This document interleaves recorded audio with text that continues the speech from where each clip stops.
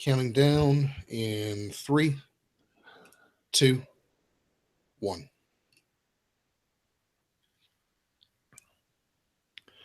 What is up? This is the 6 months behind podcast for the week of 12/26/16. We're here to discuss all the comics from the Marvel Unlimited app. I'm Pat. And I am Sean. And we're here as your sniffling, coughing, sneezing dynamic duo to talk about all the great books in the Marvel app that came out this week. How you doing, my man? I'm all right, dude. I got this cough I can't kick, and you've got the crud too. So if at any point there's just silence, just know that we've both muted our microphones and we're hacking our guts up. We'll be back in a moment.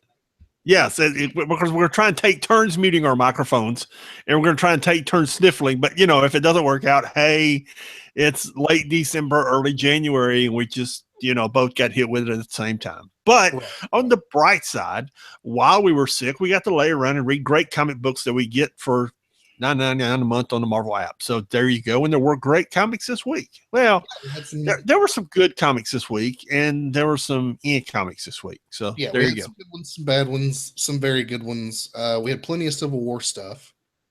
Yeah. If you want to hit us up, you can email us at 6monthsbehind@gmail.com. That's the number 6monthsbehind@gmail.com. You can also visit our website at www.6monthsbehind.com. We do discuss spoilers on this show. So if you're not wanting to know what happens in a particular book, go away and come back later, because we might tell you a little spoiler. We might tell you a major spoiler. We were discussing spoilers before we went on the air and trying to decide how much we did or didn't want to discuss about a particular book that came out this week. So that's your warning.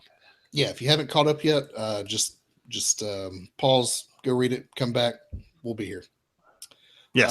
And getting right into it, we're going to start with the Civil War event books this week with Civil War Choosing Sides #1. Yeah. You actually get 3 different stories in this comic. You get a Nick Fury story,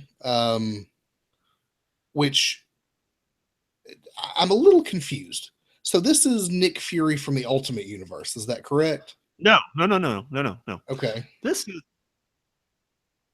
Nick Fury from the 616 universe. This is his son.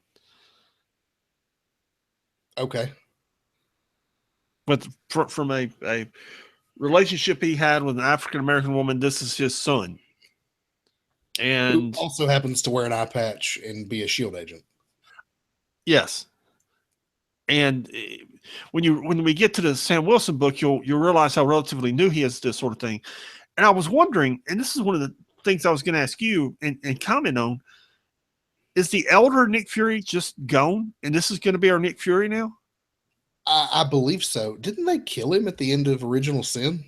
Yeah, I mean, he died at the Original Sin, but I mean, he's got the Infinity Formula. And how many times has he died? So I mean, I guess they could bring him back, but they've wanted this Nick Fury, the comic book Nick Fury, to line up with the movie Nick Fury for a long time. Yeah, but that doesn't mean that the old Nick Fury's gone. I mean, he's, we've seen so many LMDs and sure him die so many times. This is our Nick Fury for now. Yeah, I imagine this is our Nick Fury for now. If they ever find a good reason to bring back the original Nick Fury, they will. But for now, this is your Nick Fury. So he's on the helicarrier.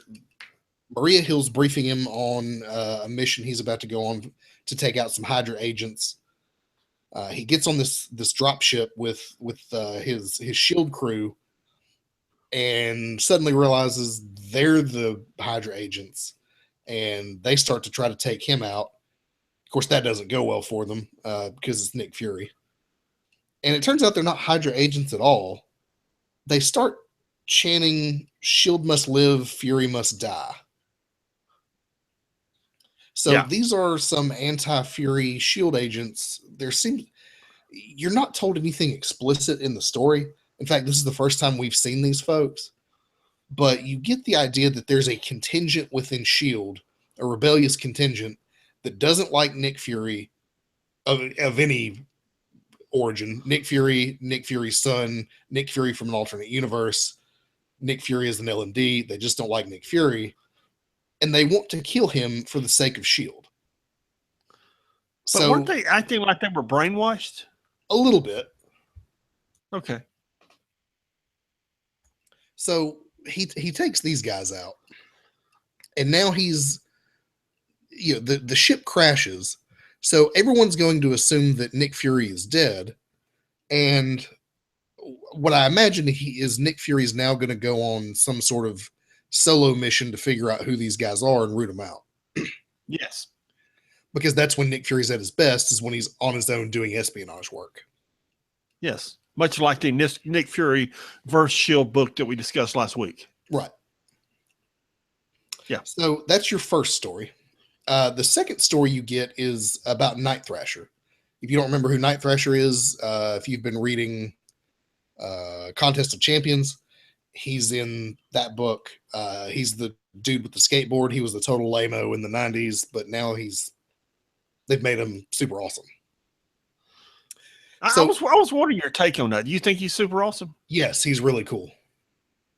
He went from skateboard wielding weird superhero of the 90s, gimmicky hero of the 90s, to incredibly intelligent tactician superhero with a technical bit. Yeah, he was always that, but they just kind of made him goofy when they made him part of the New Warriors. Yeah. And they kind of kept making him goofier. Oh, yeah, I forgot. And now they've made him into an equivalent of Iron Man. And he sees himself as Iron Man's equal. And that's a lot of what this story's about. Yeah. And if you read Contest of Champions, he gets teleported to our universe in one of the more recent issues. And this is all it's the battle against the Celestial Destroyer in New York, taken from his perspective.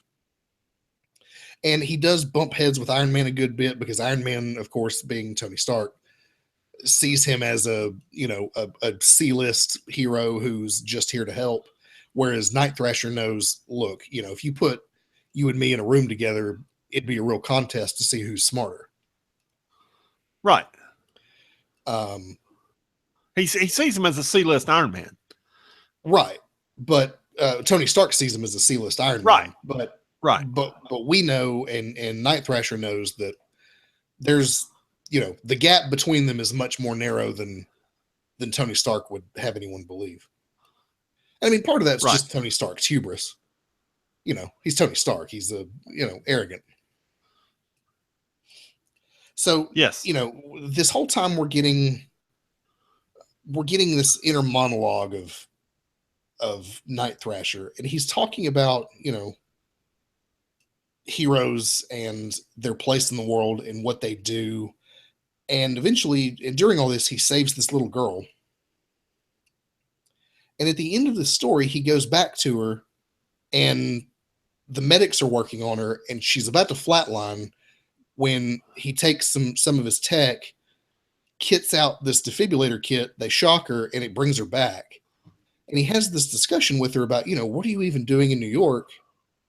He's like, well, I came from Baltimore, and Baltimore's a mess, so I came up here. And he's like, well, this is a mess. And she's like, yeah, but so is Baltimore. And he has this inner monologue of, what these heroes do and the shockwave of unintended consequences. And what he says is, it's mainly felt by people on the ground: bus drivers, teachers, librarians, secretaries, fast food managers, mass transit technicians, people who make the world go around. And it's kind of this look into, we always see the heroes saving the day, but we never see the cleanup. We never see, the insurance claims guy who has to, tell these people that their home is totally destroyed because Iron Man, quote, saved the day. Yeah. And it's a good book, man. It's a good story. And I haven't seen it advertised. I haven't seen it,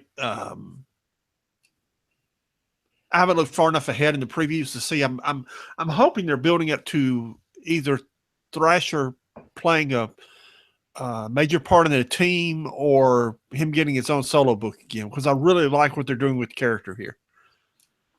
Yeah, he reminds me a lot in terms of personality of Noir Spider-Man. Yeah.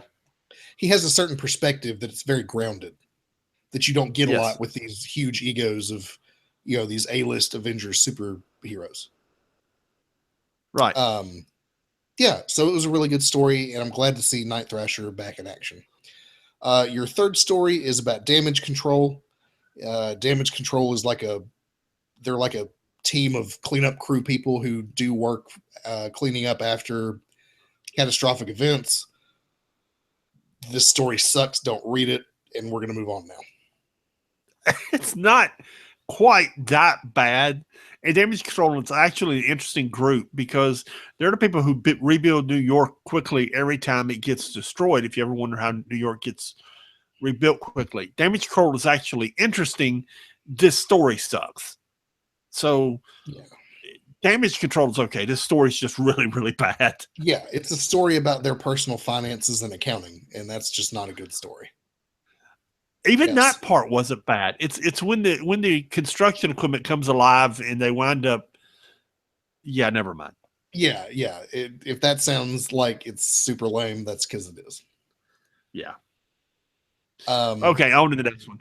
Yeah, moving on to the Ultimates number 8. Give us a brief synopsis of this. I was really disappointed in this book because this is the Thanos book and the fight with Thanos and the Ultimates. And I wanted to see this spread out over at least 2 or 3 issues, at least 2 issues. And instead, they shoved a whole lot of stuff in one issue. Yeah, they really did. They really did. You begin with the formation of the Ultimates, where Carol Danvers is talking to T'Challa about forming the team, and she goes to T'Challa, and then Blue Marvel, and then Monica Rambeau, and she gets the team together.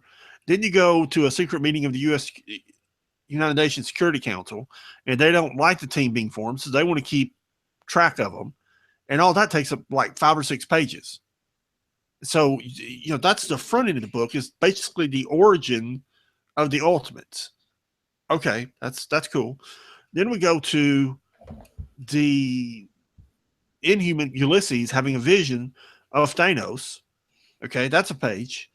Then we go to the Ultimates, the Triskelion, where Medusa is explaining what happened. And, she's explaining it to the Ultimates, and they're explaining what happened. And you see not Iron Man, War Machine there. No explanation as to why he's there, why he's hanging out there, what he's doing. If he and Carol were hooking up, or, why he's hanging out there. He's just there.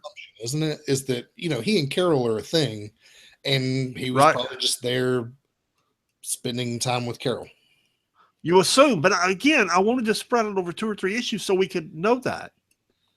Yeah, I mean, that's hopefully we'll get some more explanation as to that. But you're right. You get both the formation of the team, what happened with Thanos, and the aftermath, all in one issue, all in 22 pages, and it's rushed. Yeah. So next they're having a planning meeting about how to fight Thanos. With the Inhumans and the Ultimates. That's 1 page, and I'm doing this for a purpose. Okay, then we go to the fight with Thanos, 2 pages. 2 pages. Literally, the fight, a page of War Machine dying, and then you're back to Triskelion with, War Machine dead. That was it. Maybe 3 pages if you count the panel on the next page. Yeah. And that's it. I mean, it's the death of War Machine, and I really wanted to see this fleshed out over several issues.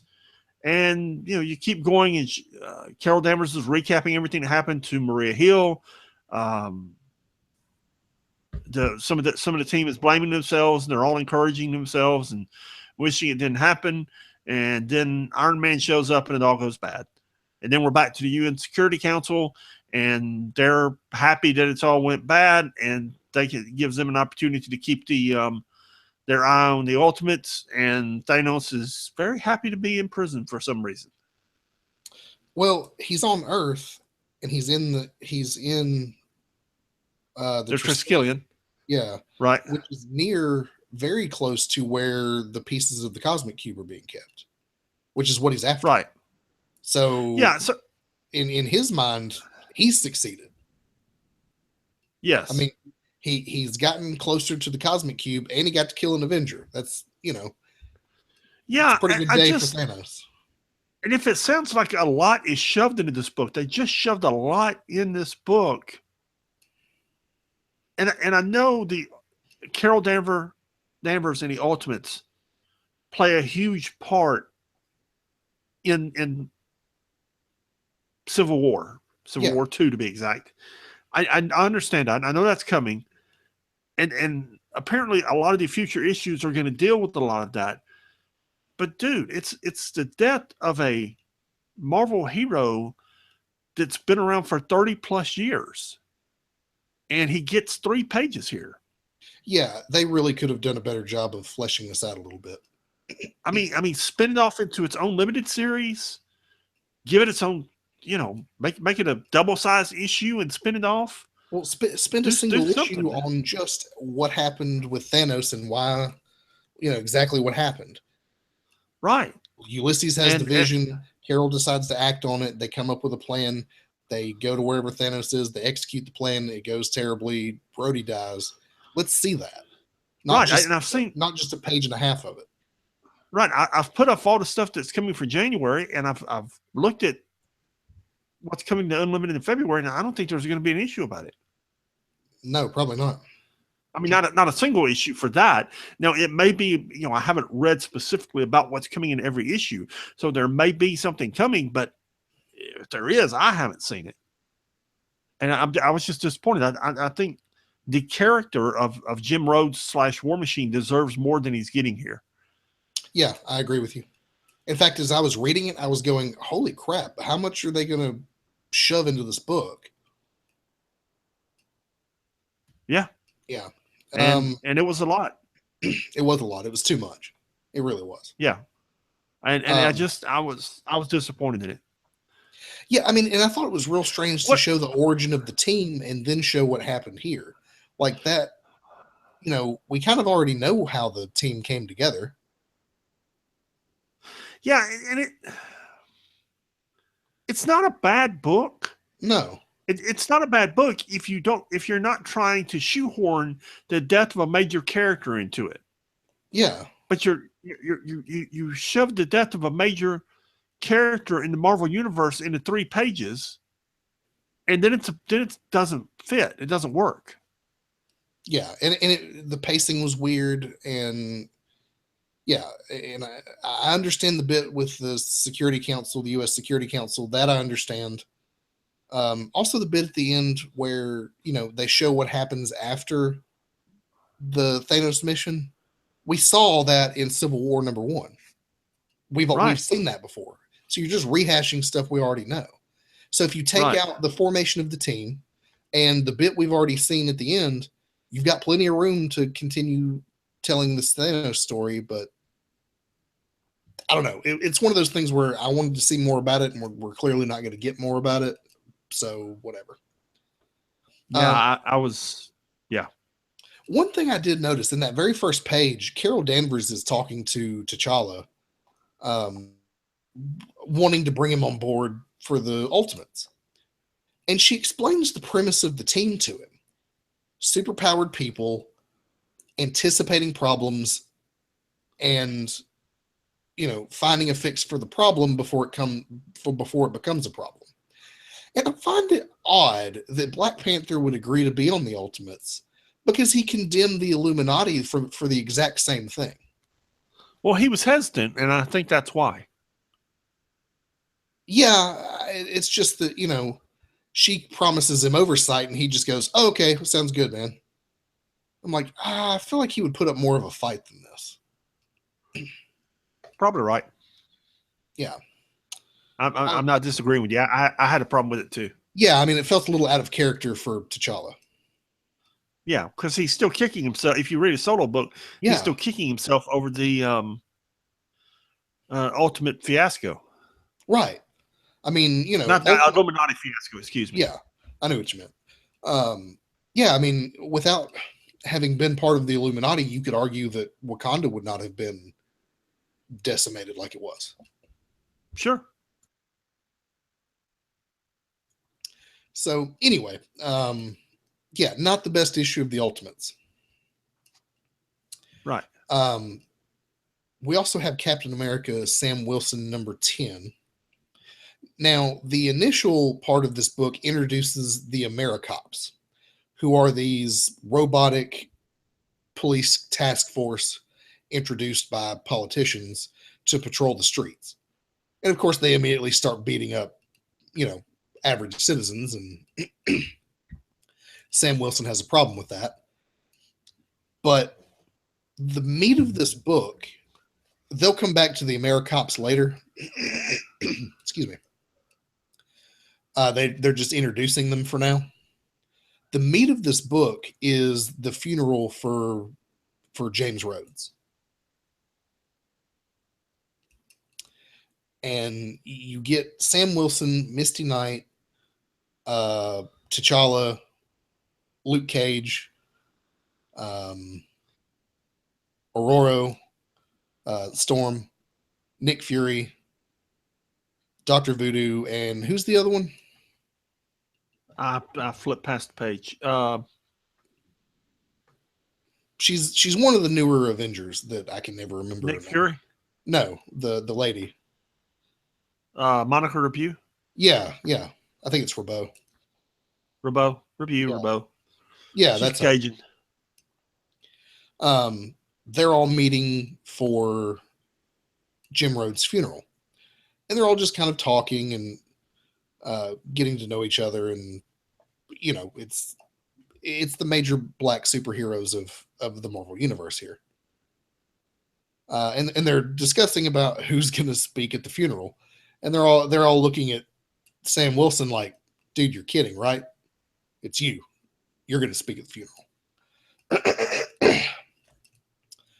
By the way, this has to be kind of an awkward meeting for T'Challa and Storm, right? I don't know where they stand in their relationship. I don't know if they're... Because those who aren't familiar, they were married for quite a long time. Yes. I don't know. Yeah. I just thought it would be, and I mean, given circumstances, you just deal with it. But it's got to be a little awkward for both of them because, hey, it's your ex here to bury your friend. It happens in real life and it happens in the superhero community. So there you go. I imagine if we had an actual superhero community, there'd be a lot of dating within that community. Much like you see with celebrities today, lots of relationships forming between superpowered people. Yeah. So they're at this church in Philadelphia. There's a huge crowd that's formed, and they're all waiting for Sam to speak. And he gives this, he has this whole trepidation about public speaking, and he didn't know Jim Rhodes real well and all this, but he gets up there and he tells a very nice speech about what it means to be a hero. Yeah, I mean, you really got to read it to appreciate it. And then we do a little bit more with the AmeriCops, and it looks like we've got a supervillain putting together not a team, but rallying regular civilians against the AmeriCops, which is Rage is a supervillain. Rage is an Avenger. Oh, is he? I didn't know who he was. Dude, I think he started out as he's an Avenger. Let's put it that way. Okay. Well, in that case, he's going to rally the troops, as it were, and take the fight to the AmeriCops. Yes. Anyway, it was a really good issue of Captain America. I enjoyed it. And I kind of skipped over the speech that he gives, which is the real meat of the story. But you just got to read it for yourself, because otherwise I can't do it justice. Yeah, I'm with you. Then we have Miss Marvel #8, which is our final Civil War book for the week. I really enjoyed this issue. What did you think of it? It was a very good issue. You Marvel going to the Ultimates, and where she is. By the way, do you understand the purpose of this intro? Yeah. Cap, but I don't understand the purpose of the intro. This 4 or 5 page intro where the family is leaving Pakistan, and it's her grandparents. It's 1947. You know, I understand, but what does that have to do with the story? It's all in that last bit. Even in the midst of civil war, life can begin anew. It'll be relevant as we go forward. It's just that it also gives you a little bit of origin about where she came from and how she got here. Okay. All right. Okay, I'll continue with the recap then. Okay, go ahead. So she's been summoned up to the space station that the Ultimates have to have a conversation with Captain Marvel. And they do, and Captain Marvel explains to her who Ulysses is, and Miss Marvel, Kamala, is kind of awestruck being in there and being in space again and having a conversation with Captain Marvel. And Captain Marvel explains to her that she has put together a team that can predict mathematically with Ulysses and what Ulysses is going to do. So she meets the members of the team, and it's kind of a fan fest, if you might say. And over the next few days, over the next few weeks, they prevent crimes, which isn't a bad thing. You know, they bust up a tank and they prevent a guy from robbing a grocery store who was about to walk in and do it. And none of it's a bad thing, because, you know, these people are going to commit crimes. So that's okay. But the problem is the last one is a guy that's going to blow up a school, and they go to his address, and apparently it's a guy that she knows.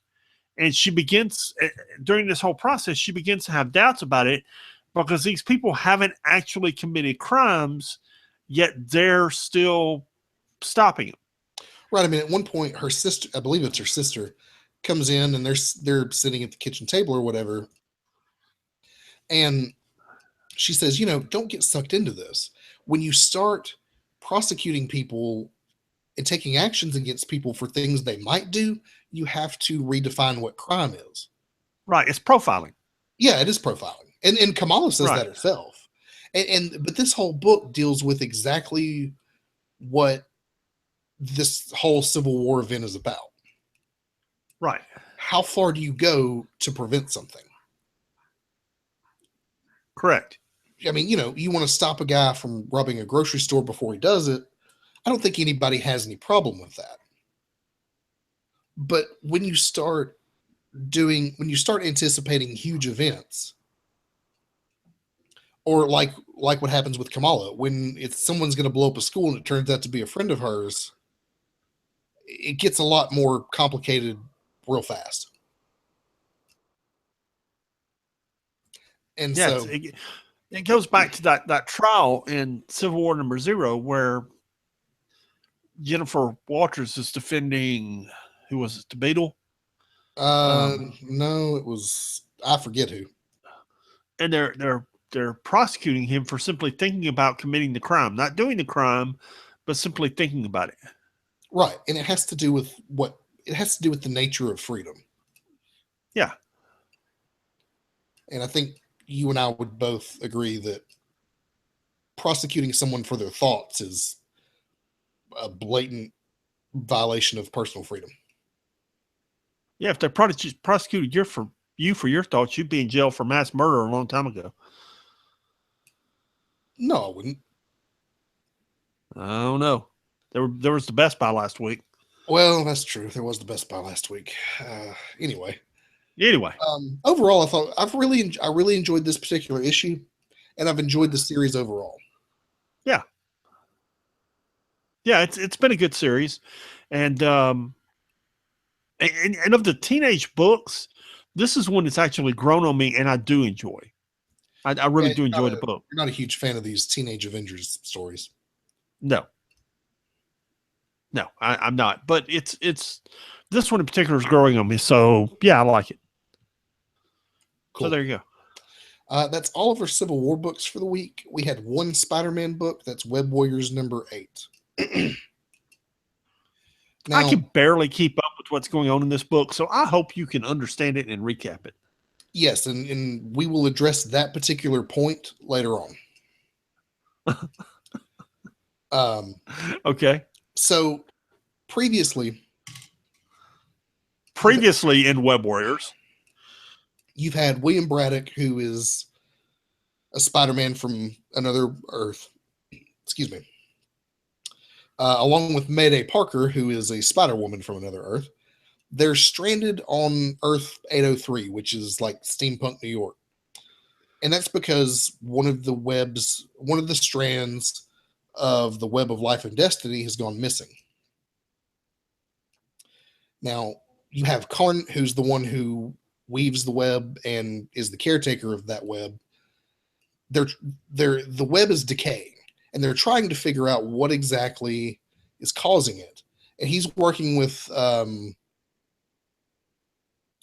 what's her name? Octavia Otto, who is a female Otto Octavius from another universe. So they're trying to fix the web and bring back William Braddock and Mayday Parker. Meanwhile, the Spider team is stuck on one of the other Earths where a giant robotic Spider-Man is fighting a giant robotic Doc Ock. And they don't seem to be able to do anything against them. And they're trying to figure out why in the world this is happening in the first place. And as you read through the book, you find out the reason this is happening is that strands of the Web of Life and Destiny are melding into one another and overlapping. And so you have parts of other universes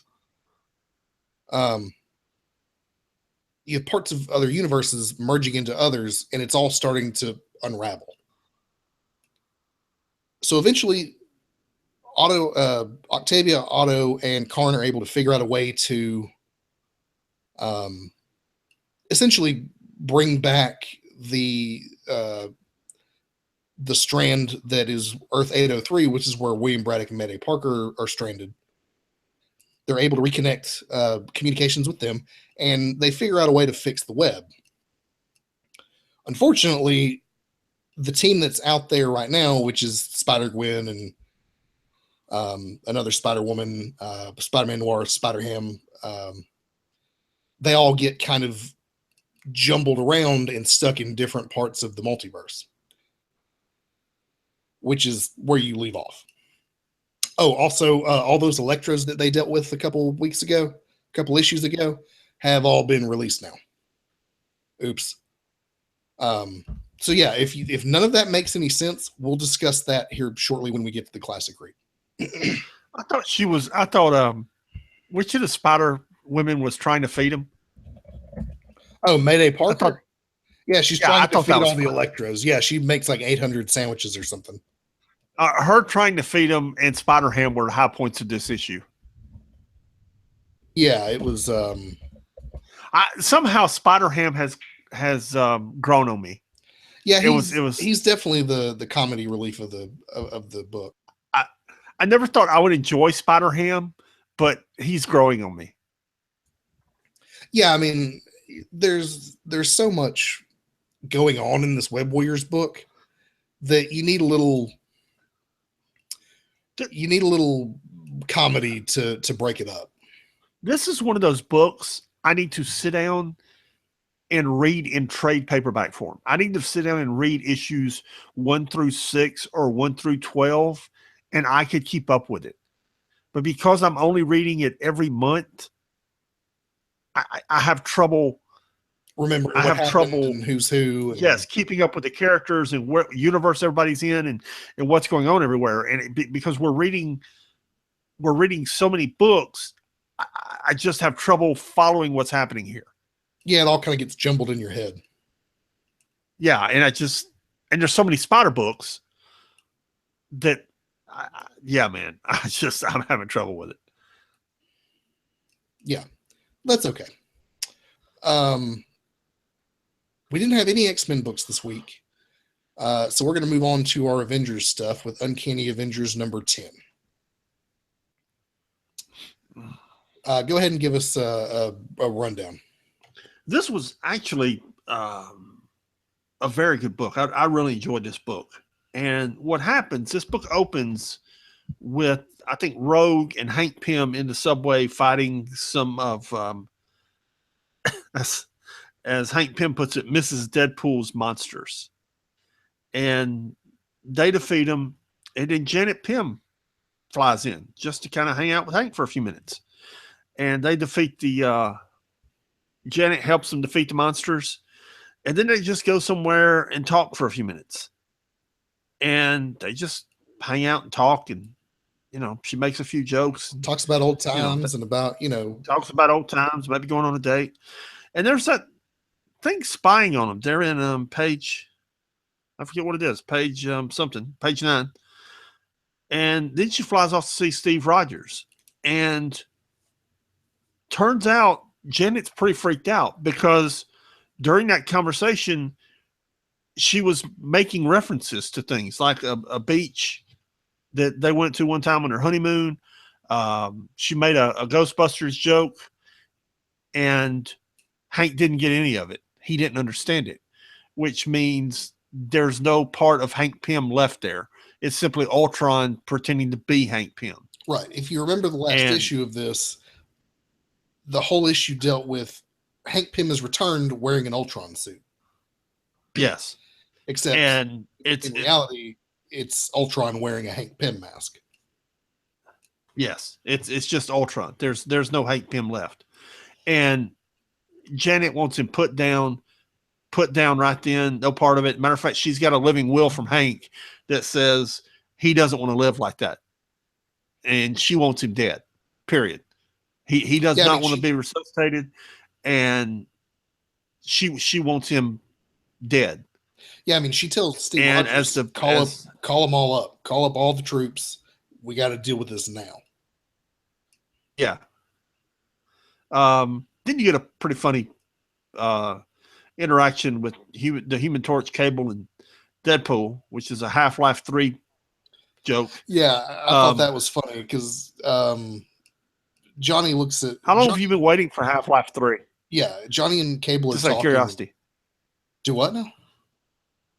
How long have people been waiting on Half-Life 3? 15 years. How long has everyone been? 15 years? Okay. Yeah. All right. Okay. Go ahead. Well,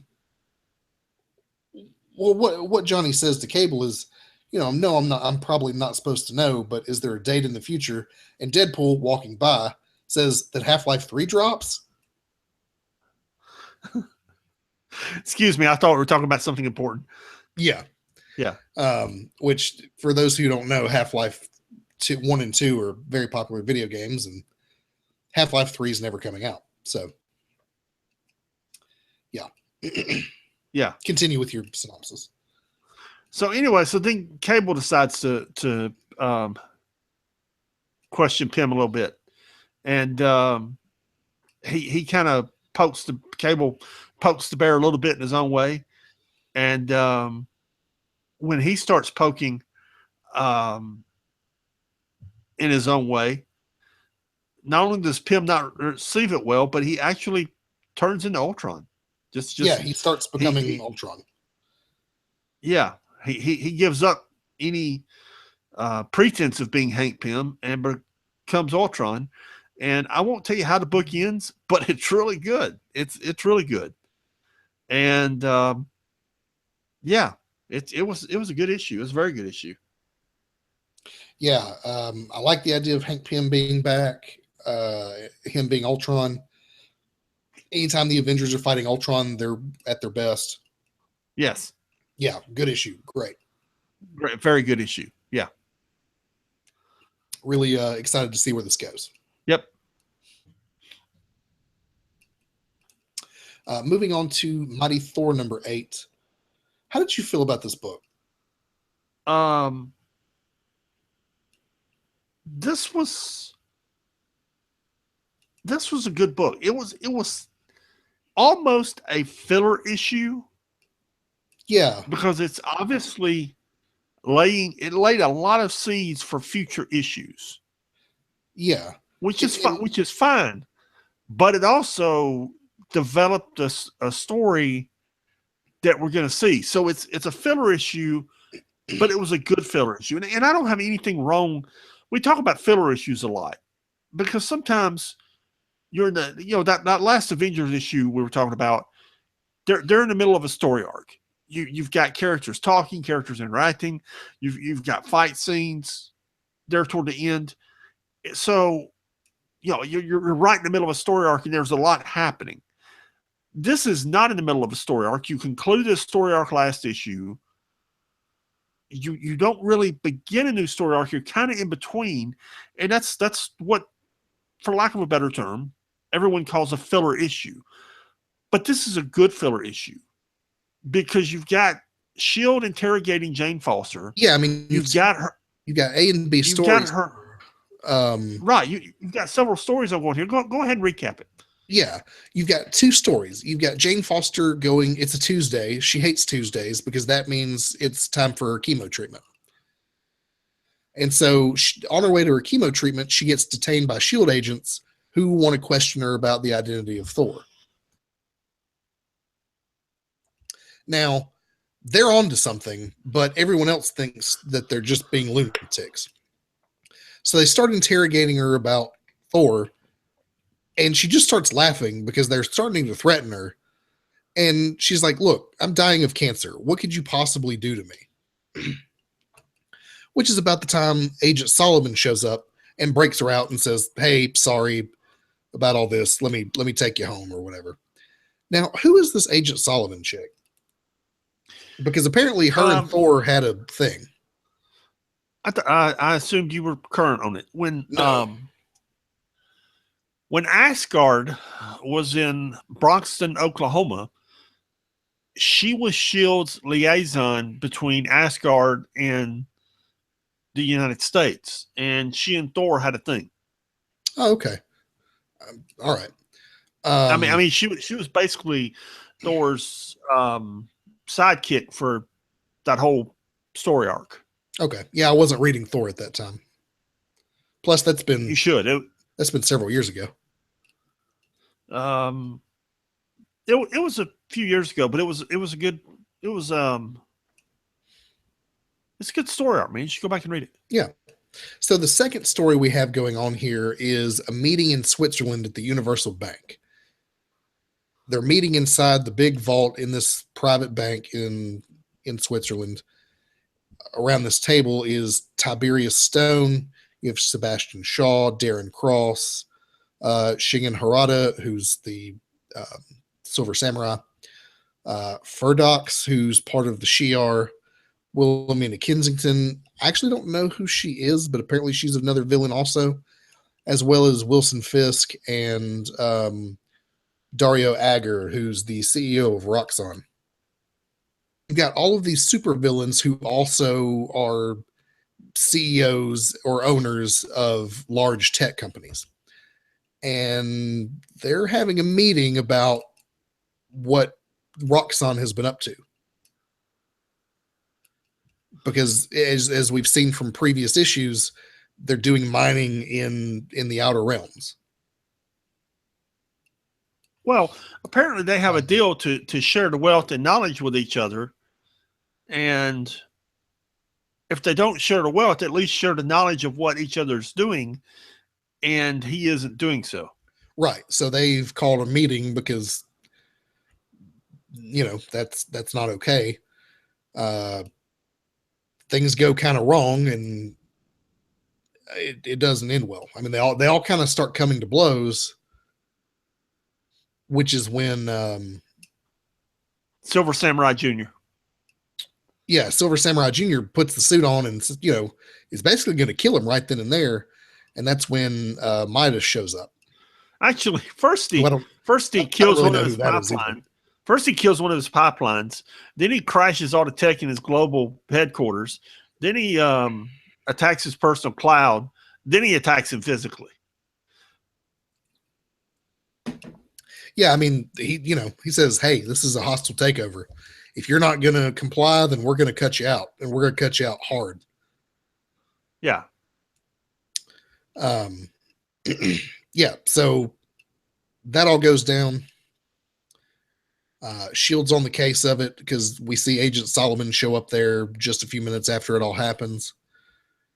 And yeah, that's pretty much your two stories there. Yeah, I thought it was good. They're setting stuff up for future stories with those villains there. They created a relationship with I can never remember her name. Thor and Agent Solomon. Yeah, but what's her name? Jane Foster and Agent Solomon. I always want to call her Janet, and I can never remember Jane. Jane Foster and Agent Solomon. Yeah, it was a solid issue. It was kind of you're right. It was a filler issue, but it was a solid issue that didn't feel like a filler issue. And I've seen this Midas before. I just don't remember where. Yeah, I have too, and I don't know where she comes from. I'm not familiar. It's what Wikipedia is for. We don't have time for it right now. Right. So go ahead and tell us about Totally Awesome Hulk number 7. Totally Awesome Hulk number 7 was also a filler issue. Kind of. It's both. It begins the tie-in of where Bruce Banner has been for the last 8 months and begins tying him into Civil War. And this was pretty cool because we would begin where in the first few issues of this Totally Awesome Hulk, we saw Amadeus Cho, we saw Bruce Banner tied to that reactor.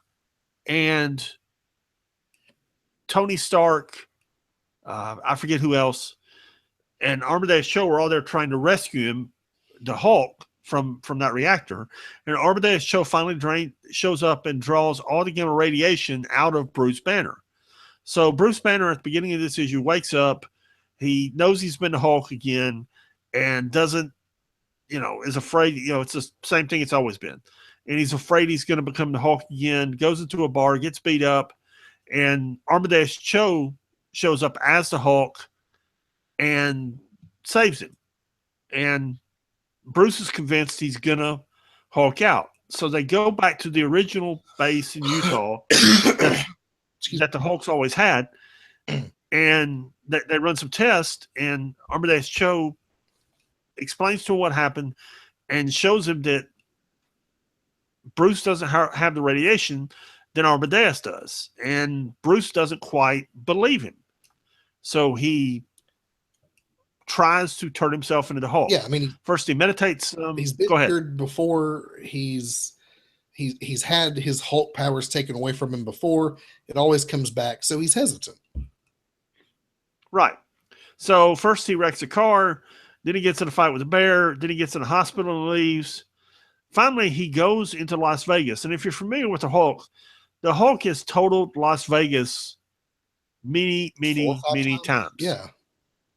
Dude, more than 4 or 5, a couple of dozen. Yeah. In fact, because he always lives in the desert because he wants to be left alone, and Vegas is the closest thing to the desert, so that's where he winds up at. Right. I mean, in fact, the last time he destroyed Las Vegas, they shot him into space. Right. So when he shows up in Las Vegas, Tony comes and sees him. Tony Stark, Iron Man, comes and sees him and says, "Dude, you're cured, but you're having a nervous breakdown because you're cured.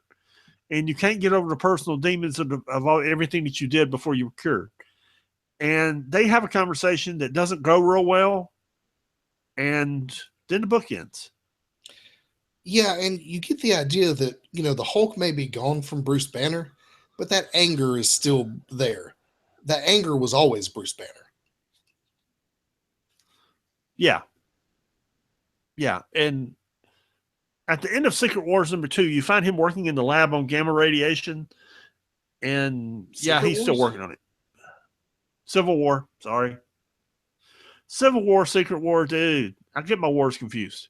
Yeah, yeah. There's too many wars going on. Can we stop with the wars because we need something? Civil We need War something else. #2. Yeah, They find him working in the lab. yeah. Carol And Danvers comes to him and confronts him because he's gonna get naked and kill everybody. yeah, what he's working on in the lab will be explained in Civil War #3. Is he gonna try to give himself Hulk powers again? It'll be explained in Civil War #3. Okay, all right. I'm really enjoying this Totally Awesome Hulk series. Yeah. Which I've not been a Hulk person before, but I like Amadeus Cho as the Hulk. Yeah, it's a good book, man. It's not my favorite, but it's getting better. Yeah. I tell you what else is really good is Scarlet Witch #7. This was a good book. Man, every issue of this has been really good. And they've all been little self-contained stories about Wanda Maximoff just running around the world solving magical mysteries. So in this one, she goes to Hong Kong and she's trying to track down this woman who is essentially the magical guardian of Hong Kong. And she's talking to this old lady who's supposed to be this other woman's grandmother, trying to find information about her whereabouts. The old woman gives her the information, but says, she may not be interested in talking to you. And then we're reintroduced to Alice Gulliver, who we actually met in Doctor Strange a few issues ago. It was like Days of Magic #1, wasn't it? Last Days of Magic #1? Yeah, it's the issue where we were introduced to a bunch of different magicians from around the world. She is a detective with the Hong Kong police, and her mother was they called her the Wu. She was. Her mother had a really long name. She's called the Wu. Yeah, same thing. But she inherits these magical guardian powers from her mother, but she's decided to use them in a more subtle way, where she's enchanting her weapons. So there's a scene with her, duking it out with some bad guys, and the Scarlet Witch comes to see her and says, "Hey, there's this problem in Hong Kong. There's this evil spirit that needs to be exorcised from the place because it's Kowloon is what it is. It used to be a city that was there before Hong Kong, and you have this not a demon, but it's a dark spirit that's basically siphoning power from the dead people or the people that have died there. And if they defeat him, all those souls can be released into the afterlife." So, long story short, you have a little magical fight with those two. And Alice Gulliver, the Wu, figures out that he's prepared to defeat her with magic. And, pardon.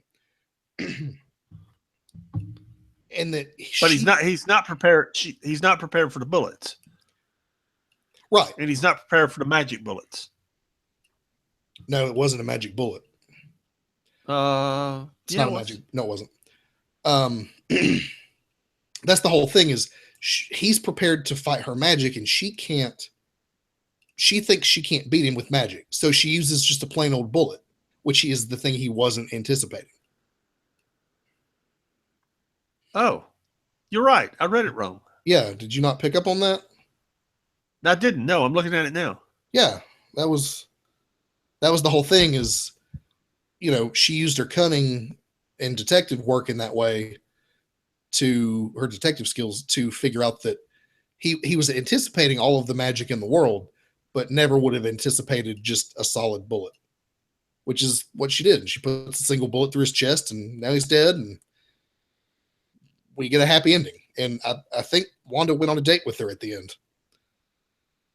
They went to get tea. Yeah. So anyway, yeah, good issue. I really like this Alice Gulliver character.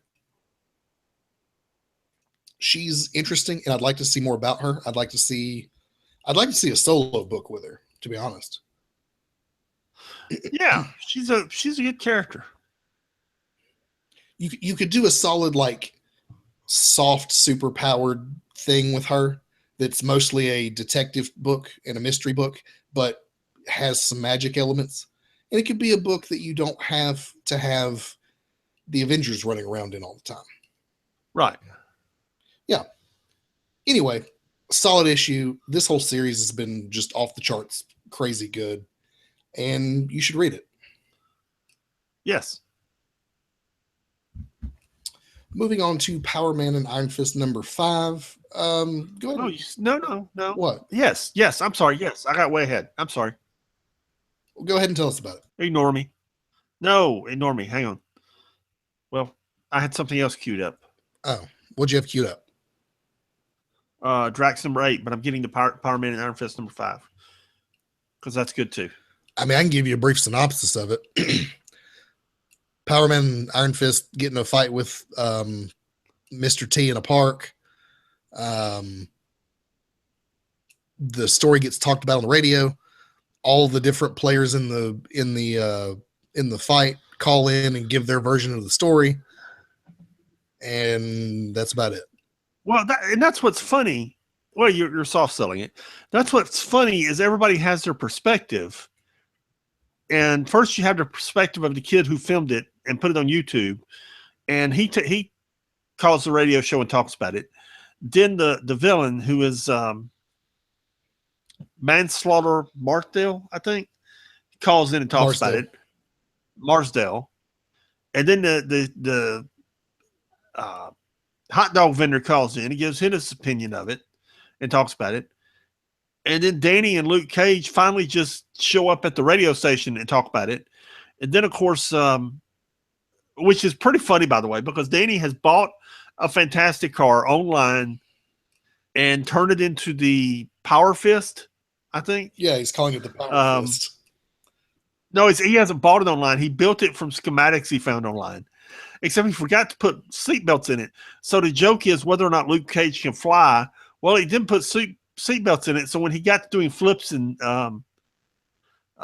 doing things with it, he flipped the thing over. Luke Cage fell out and landed on the shopping cart in the dude. And at one point, Jessica Jones is sitting at home watching all of this and just holding her hands over her eyes, asking if does she not know that they're airing this live? As Danny and Luke are sitting there arguing about it. So anyway, then we get their version of the fight. Then old boy decides he wants to show up at the radio station for a rematch. So they wind up fighting again on video, again with a rematch. And yeah, they're heroes and everybody's happy. Even Jessica is happy and acknowledges that Danny and Luke really do make a good team. Yeah. I didn't love this issue. It was kind of silly. I thought it was funny. I enjoyed it. I could tell by your short synopsis you didn't enjoy it. I did enjoy it. I thought it was good. It was okay. It just wasn't great. It was yeah, I mean, like you said, it was a filler issue probably, and it was fine. I thought it was funny. From the fantastic car to it getting flipped over and Luke Cage falling out of it to Luke demanding seatbelts to be put in it. I thought it was funny. Okay. Well, we'll agree to disagree. That's why there's two of us doing this podcast. Okay. Yes, exactly. All right. Doctor Strange number 9. We're continuing with the Empiricrol saga. Doctor Strange and his team of magic users have assembled, and they're going around the world digging up the last scraps of magic, which include in this issue the skull of the Ancient One, in order to fight the Empiricrol, because it's literally all they have left. And they've assembled all of the remaining magic artifacts that exist in the world, and they're going to make a plan to fight against the Empiricrol. Meanwhile, they're dealing with the thing in the basement of the Sanctum Sanctorum, which is this creature that's made of pain and misery. This thing's really scary, by the way. I think it's really scary. Yeah.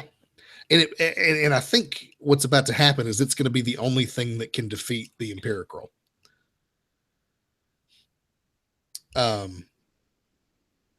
Yeah, so you have them getting ready to go toe to toe with the Empiricral, who are already being softened up by this thing in the basement. Which, by the way, is they've talked about since the beginning of that. There's a cost to performing magic like this, and you have to pay that price. And Doctor Strange has deferred that price, and everything that he's had to pay has just been locked in the basement, which is what this creature is made of. So they're getting ready to take the fight to the Empiricral. It's the last stand of magic on the planet. And I assume in the next issue they'll wrap it up. Yeah.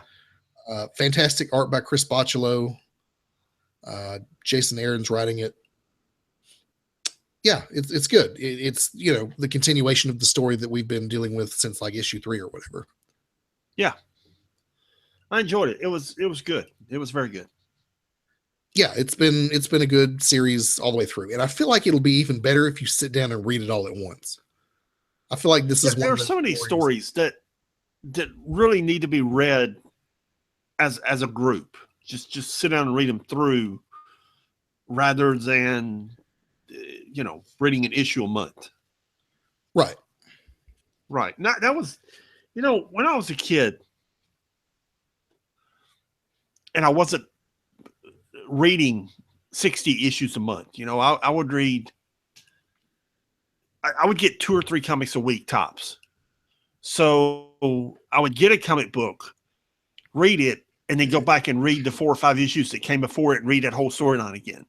Yeah. And the next month I would get the next issue and go back and read the whole 4 or 5 issues that came before it. And it was really cool. And now with the app, we don't have the luxury of doing that because there's so many books coming at us every week. And it's something I kind of miss. I miss being able to sit down and read these things. Just go back and read the last days of Magic before we get the last issue next month. Right. And that's the thing for us because we spend so much of our week reading the current books to do this show. Right. It's not that we Speaking couldn't of do current. it. Yeah. Right. We could. Yeah. But we, and we'll talk about that when we get to the classic read this week. Okay. What were you going to say? That brings us to Drax number 8. Oh, yeah. Okay. Which, go ahead and tell us about it. This book is actually getting better. It was. Yeah. The first few issues were horrible. Okay. And we totally took a dump on it. And it has, the last 2 or 3 issues have gotten progressively better. The last issue was good. This issue is pretty good. You've got Drax and his assorted band of heroes, bounty hunters, friends, and followers in a very small spaceship. Yeah, a motley crew, if you would. A motley crew, if you would. Trying to get the girl with the snake hair home. And as they get attacked by a bunch of space pirates. And Drax decides to go out with Planet Terry and Cammy and fight them. And the funny thing is, Drax is talking to him as he's going, but he's not wearing a comm, so nobody can understand what he's saying. So they all start making fun of Drax as he's fighting, mimicking what he would be saying. And it's pretty funny because it's actually what Drax would be saying.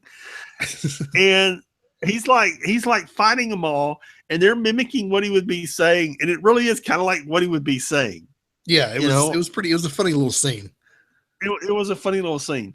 So they finally they finally get away from the space pirates. Pip teleports over there, with the young green-haired girl who says she can't defend herself, and then her hair becomes a poisonous gas, and she kills everyone on the other ship. And they finally get her home. Turns out her parents aren't the ones who are have a high bounty and are looking for someone. So they realize it's someone else or something else. It's an egg they're carrying, and they've got to get it home. But they also have a bounty hunter on board, and that's where we end the issue. Killer Thrill is on board. Yeah, I actually enjoyed this issue. I enjoyed this issue more than I have any of the others. That's what I'm saying. It's getting better, man. I'm if I didn't know better, I would say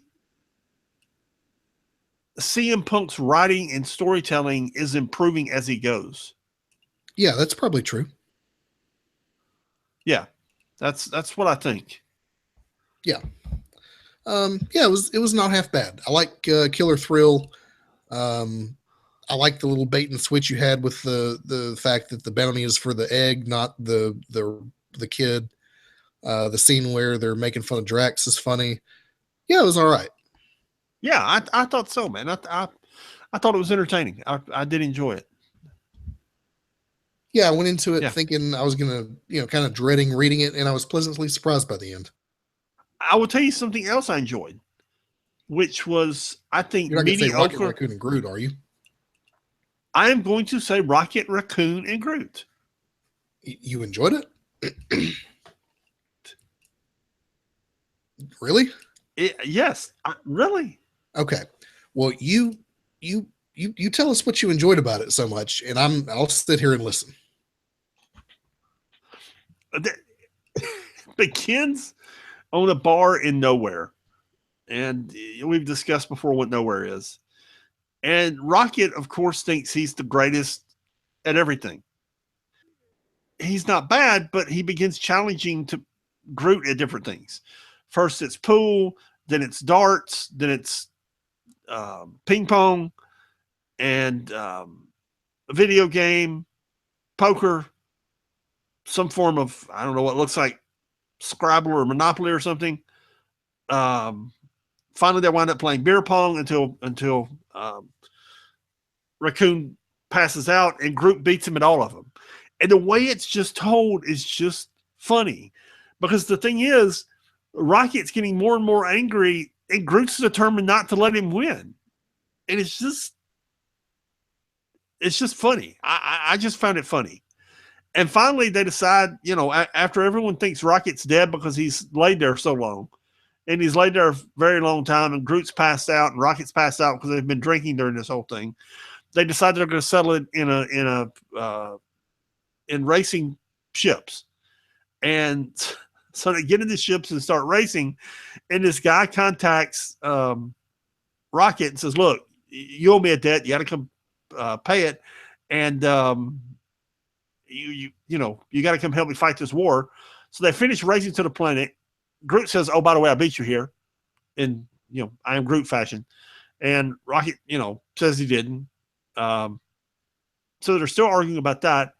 Finally, they say, "You want the war won? Fine. We'll count who kills the most people." And they go out and kill all the invaders, except for one. And they're tied when there's like one alien left invading the planet. And they start fighting over the last one and who killed it. And they're heroes. They're heroes. And somewhere along the way, one of the guys says, who knew all we had to do to end a war that lasted 1,000 years was hire these two lunatics on a bet to see who could kill the most people. And as they're heroes and getting their medals, they start the argument all over again of who's the best and start having a thumb fight. A thumb fight? A thumb fight, yes. Like a thumb war? Thumb war, yes. Okay. Dude, it was funny. Okay. Maybe I'll go back and read it, but I literally did not read the book. It was funny, man. It was just the first 5 issues are hot garbage. So I didn't even I cut it loose. What was funny is you expect this out of Rocket. I didn't expect it out of Groot. And that's what was so funny was Groot just standing up to him and insisting that Rocket's not all of that. That's what was funny. Okay. Dude, I find it amusing. Of course, I'm sick and half delirious, so what do I know? But I found it funny. Okay, well, I'll take your word for it. Maybe it's gotten better. The Drax book got better, so this has potential to get better too. Yes. I find it funny, man. I thought it was. Okay. Well, that's a pleasant surprise for this week. Yeah. What was also surprisingly good was Nighthawk number 2. Great cover on this book. Man, the cover is really cool, isn't it? It is. There's a couple of good alternate covers on this book too, but the cover is great, man. I was gonna say this looks like a Bill Sienkiewicz cover, and it is. It's actually it's a collaboration between Dennis Cohen, Bill Sienkiewicz, and Chris Sotomayor, but you could definitely tell it's got that Bill Sienkiewicz look to it. Yeah, it's a great cover. Yeah. So we start this issue in Chicago where you've got these 2 cops who are harassing and beating the teenagers. When Nighthawk shows up and basically breaks one of the cops' arms and beats the crap out of him and says, if that feels excessive, you should imagine how that unarmed kid felt. Of course, his partner comes in, tries to take him out. The cop's partner, that doesn't happen. You also have another scene where in Chicago there's a cop who's on trial for killing an unarmed man. Of course, he gets off scot-free. And this whole book is dealing with issues that are relevant to what's happening in the United States at this time. I mean, that's a constant thing in the news is, cop kills unarmed man, unarmed man is now dead, cop goes free. It's every couple of months we hear about a new one. Yeah. And my guess is that that's the intention of this book, is to deal with those issues. You also have this story going on with this crime scene investigator who they're trying to find this serial killer, and they can't figure out exactly what the connection is between all these crimes that have happened. So the dude calls in Nighthawk, and Nighthawk basically says, this is,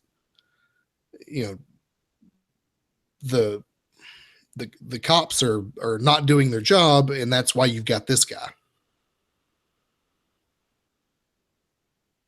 And the connection is very obvious, which these are people who committed crimes against African Americans and didn't get penalized for it. Right, exactly. Or if they got penalized very lightly. Yeah, they got a slap on the wrist. And so you've got here is a mass murderer, not a mass murderer, but a serial murderer who, in his own screwed up way, has taken the law into his own hands and is meting out his own justice. Yes. His own version of justice. And as we find out later, it turns out that this whole thing has to do with this group of white supremacists who are trafficking weapons. Yeah. And Nighthawk is after them. Yes. Because having them in charge of what is essentially the police force is not a good idea.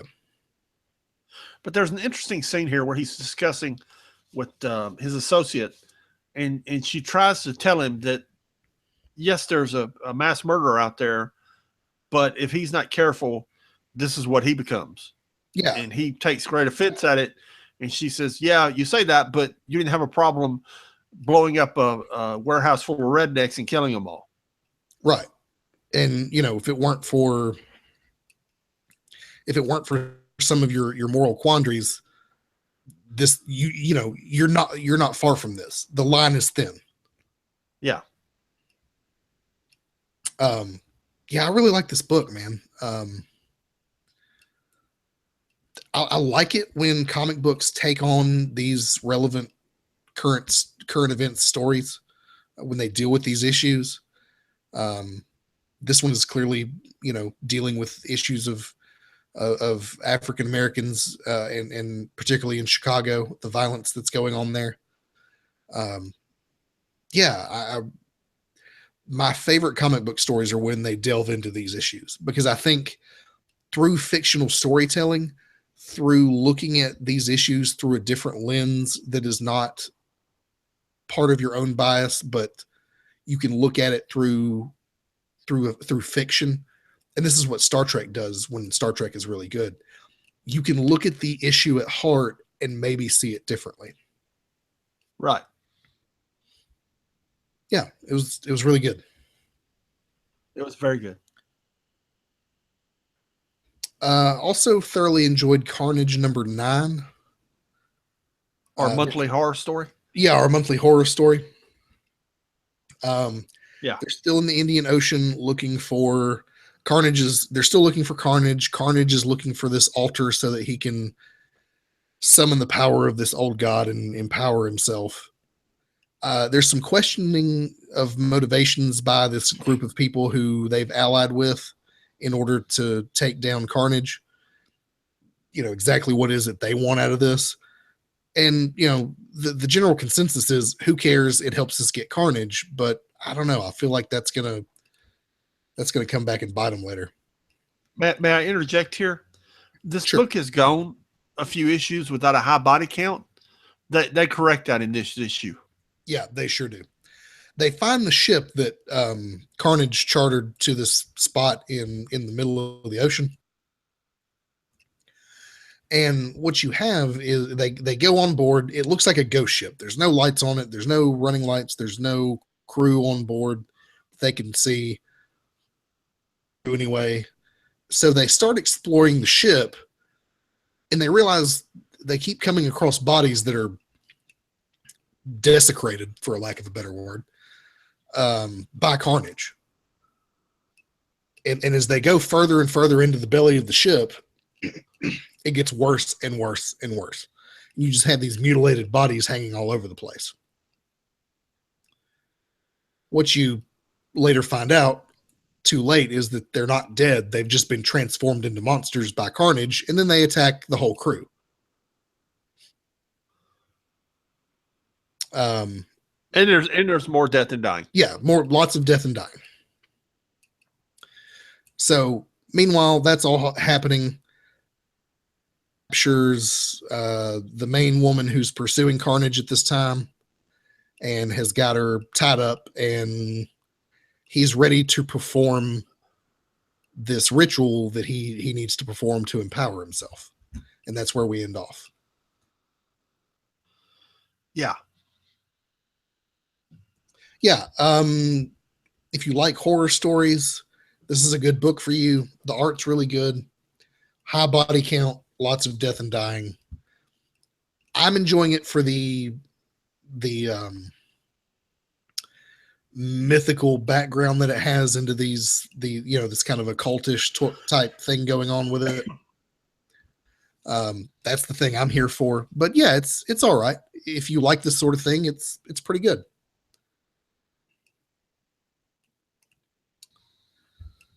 I guess you didn't really care for it. I'm just not into horror stuff, man. I'm just not. Great art. It's great art, man. But I'm just not into horror stuff.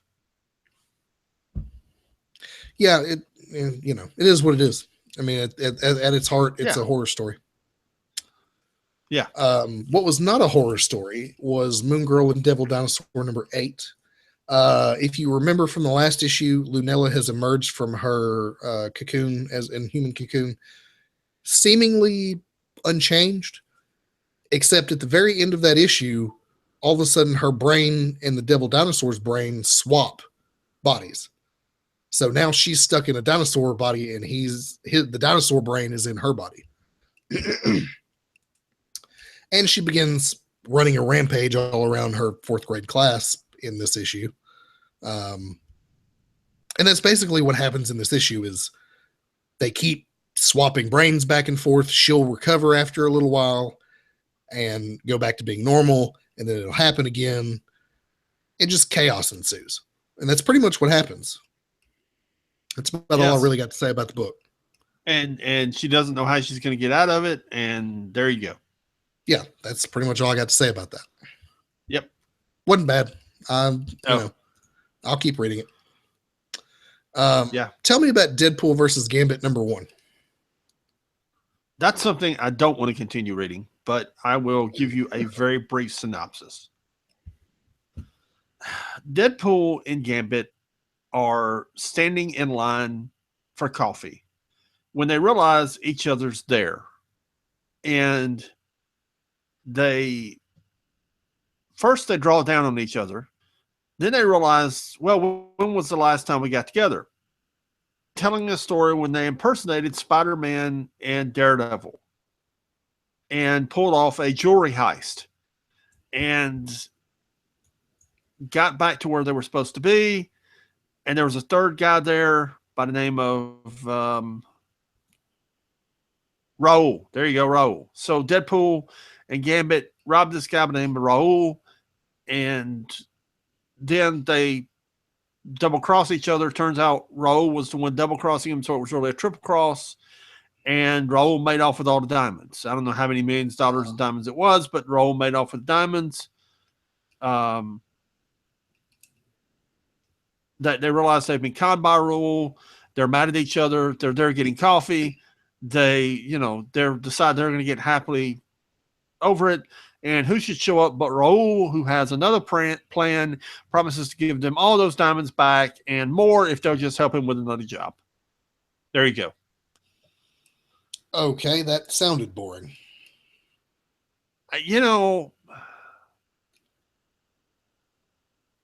it feels like this is an effort by Marvel to just inject Deadpool in everything they possibly can just to make money, because they know if they put Deadpool in it, it'll sell. At some point, it's about telling stories and creating art. Yeah. You know, with Thor or Drax or Doctor Strange or Nighthawk. You know, Nighthawk is telling a story and creating art and making a civil community point at the same time. This Deadpool and Gambit thing ain't nothing but a money grab. And there's just no other way to look at it. I mean, you're not going to look back at this in 20 years and say that's a classic comic book. Yeah, no, you're not. It's going to be relegated to the 10-cent bin. Yeah, I mean, there's a possibility we could look back in 10 years and see how much better CM Punk's writing has gotten and say this was his first comic book CM Punk wrote. It's unlikely, but it's possible. Okay, I mean, Rob Liefeld, started with Hawk and Dove. Okay, so, somewhere there was his first work. This Deadpool Gambit thing is just a disaster, man. And it felt like just something to put Deadpool in so they could sell a comic book. Yeah, and apparently that's exactly what it is. It is. Bummer, man. That's it's no good. Yeah, it was just. And I'm so worried about this because Deadpool is so on fire right now that I'm afraid Marvel's going to water down the character by just sticking him in everything. And you're going to end up with all these books where he's the star or some sort of Deadpool spinoff like this Gwenpool book, which is actually pretty good. Or he's just going to be on the team for whatever reason, and they're just going to oversaturate and drive Deadpool into the ground. I and people believed that with Wolverine for years, and they never did, man. And he's is a character who is as hot a property as ever. I mean, we're all waiting for the Logan movie to come out in March. And, yeah, I guess so. And Deadpool is as hot now as he's ever been. And, over the years, some of those Wolverine books have been good and some of them have been bad. And some of them lasted for hundreds of issues and some of them got canceled 20 issues in because they They were so bad, and Marvel's doing the same thing with Deadpool, man. I guess. Yeah. Anyway, speaking of, we have Gwenpool number 3 to round us out for the afternoon. I'm actually not hating this book. If you don't know the premise, Gwen Stacy from our universe, us here in the flesh, goes to the comic book universe and becomes Gwenpool. And in this issue, she's been hired by MODOK, who has his own team. He's calling it Mercenary Organization Dedicated Only to Killing. He's hired a bunch of villains to do his dirty work for him, one of which is Batroc the Leaper. And Batroc in the last issue figured Gwenpool's secret out, that she doesn't have any powers, she doesn't have any skills or abilities, and he's fully prepared to go to MODOK with this information, where she'll be vaporized by MODOK. She manages to convince Batroc to train her because while she may not have any skills, she has knowledge. She understands this is a comic book universe. She understands how it works and who all the players are, just like you and I would. And Batroc understands the value of that. So he takes her under his wing, begins to train her. Meanwhile, she's having a hard time getting on MODOK's payroll because she technically doesn't exist. And she needs, like, a driver's license and social security number and birth certificate and a paper trail so that she can, get a bank account so that she can get paid for working. Which leads to her setting up an appointment with Doctor Strange, who is able through magical means to do this for her. You also get a little insight into her Earth and why she left, and maybe her relationship with her parents isn't all that good. I also think there's going to be some unintended consequences about anchoring her to this Earth. Now that she is fully part of this world, her ability to dodge bullets uncannily may not be as strong as it used to be. Yeah, I don't understand that. How did she do that before? And she couldn't, and she lost her powers. She never had any powers. So how did she do everything she's done in the other issues? Because she technically doesn't exist in this universe, and so that breaks a lot of the rules. But somehow I think that's not going to apply anymore now that she's a full part of this universe. But she wasn't a part of this universe in the last issue, and she couldn't do anything. Yeah, but I mean, it doesn't give her superpowers. Yeah, but I mean, she couldn't even point straight and shoot Batroc. I mean, Okay. she was, there was. I don't know what you're confused about. I don't know. I mean, we've she's done amazing things, and yet she's the reason she's able to do I don't amazing know. things is because she's not part of this world and is often not affected by it. It doesn't mean she has superpowers. Okay. But all right, whatever. You make her legitimate in this world, and she may not be able to do that anymore. Now, luckily, she's being trained by Batroc, so maybe it'll work out. I don't know, but I feel like it's not going to. Anyway, it's not half bad for another Deadpool spinoff type thing. It's okay. Okay. It's funny, which at least there's that. Yeah. Moving on to the Star Wars book, we only had one this week. It was the Force Awakens adaptation. It's literally a comic book adaptation of, word for word of the Force Awakens. If you've seen the movie, then you've read this. It's good. It's, there's nothing wrong with it, but there's not a lot to talk about. Yeah, there you go. It starts with Kylo Ren and Finn and Poe Dameron on Jakku, and ends with them getting on the Millennium Falcon. There you go. Yep. So, what was your favorite book this week? Oh, dude, it was definitely the Uncanny Avengers. Yep, that was a really good issue, and I'm really looking forward to it. But I have to say, Nighthawk #2 was my favorite. Yeah, they were both good. Those were definitely the two best books of the week. Yeah, I would say those were the two strongest books this week. Yeah, no doubt, man. Although that Captain America book is pretty good too. Yeah, it was. But that Uncanny, man. That Uncanny is a good book. It's the Avengers and Ultron. It's a classic formula. Yeah, it is. And the twist with the Hank Pym bit is a nice little flavor to change that up. Yeah.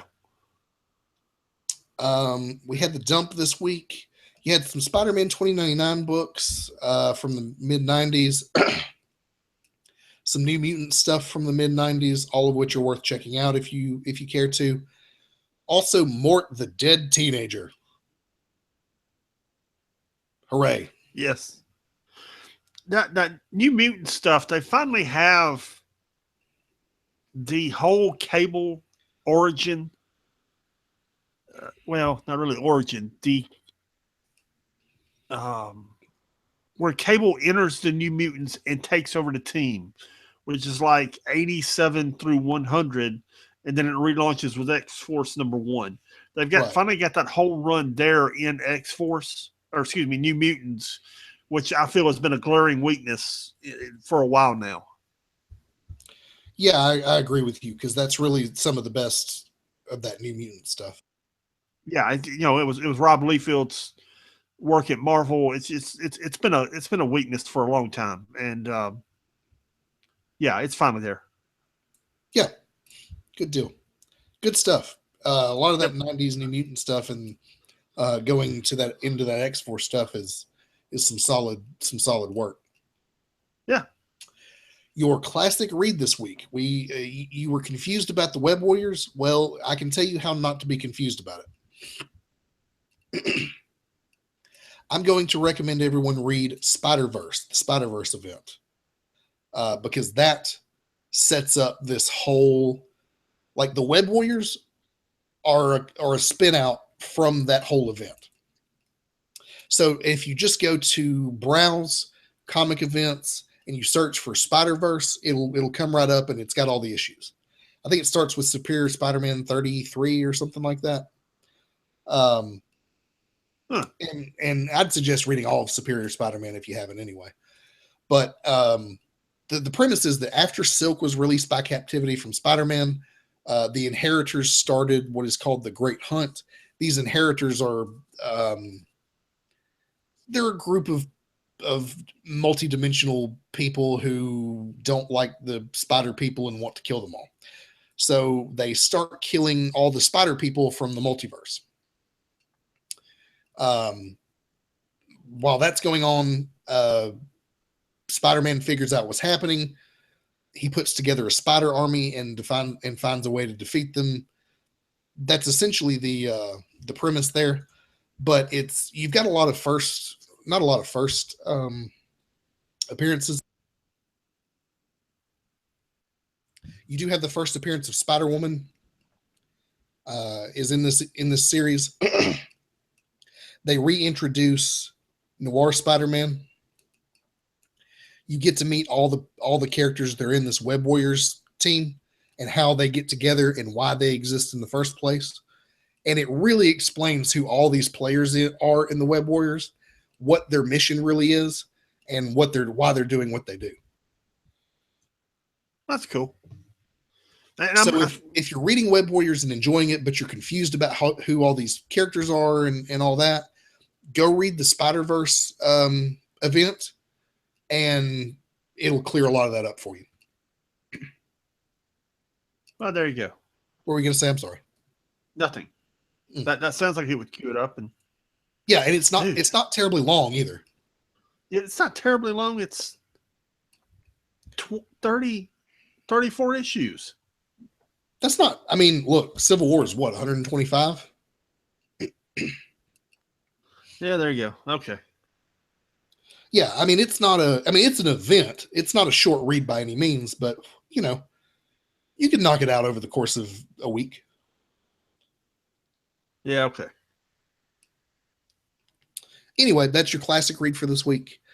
And that pretty much wraps us up, unless you got anything else you want to cover. Nope. The website is www.6xmonthsbehind.com. The email is 6monthsbehind@gmail.com. That's the number 6monthsbehind@gmail.com. Email us there if you have any insight or opinions, or if you want to tell us how to be better geeks. Yeah. Just email us. Just tell us. Say hi to us. Yes, please say hi. Yeah. So that pretty much wraps us up this week. Pat, do you have any wisdom for our true believers before we go?